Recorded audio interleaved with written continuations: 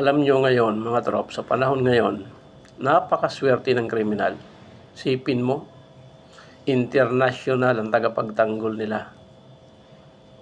Samantalang yung mga naging biktima nila,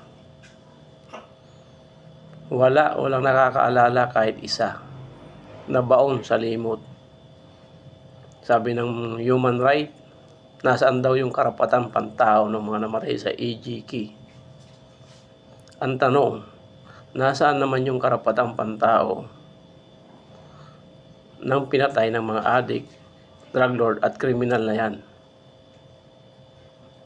Pinagsisigawan nila yung namatay daw na 17 years old at 12 years old na binatilyo namatay sa EJK. Mapapatay ba yun kung hindi yun na adik?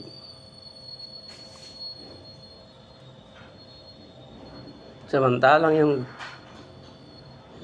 5 years old, 7 years old na batang babae, bumibili lang sa tindahan, kinidnap, ginahasa at pinatay. Yung lola, tutulog sa kwarto, nagpapahinga, 70 years old, ninakawan, ginahasa at pinatay.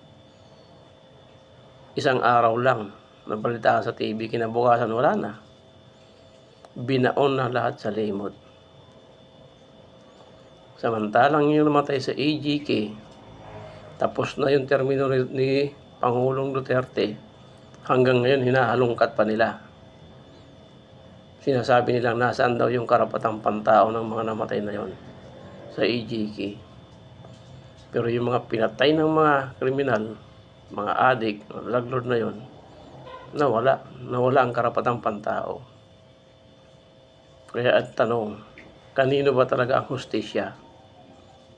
Para sa mga adik, kriminal, drug lord, o para sa mga naging biktima nila?